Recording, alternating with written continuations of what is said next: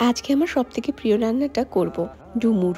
কার কার খেতে ভালো লাগে নিচে কমেন্ট করে জানিও তো। গরম তেলে গোটা গরম মশলা ফোড়নের সাথে পেঁয়াজটা ভালো করে ভেজে নিয়ে তার মধ্যে আদা রসুন বাটা দিয়ে দেবো। আর ওই একই কড়াইতে সাইডে কিন্তু আলুটাকেও ভেজে নেব। তাতে কিন্তু সময়টা আমার বেঁচেই গেছে। নুন হলুদ মাখিয়ে ভালো করে ভেজে নিয়ে বাকি পেঁয়াজ রসুনের সাথে মিশিয়ে নেব। এরপরে আগে থেকে কেটে রাখা ডুমুরগুলো নুন হলুদ মাখিয়ে সেদ্ধ করে রেখেছিলাম সেটা এর মধ্যে অ্যাড করে দেব।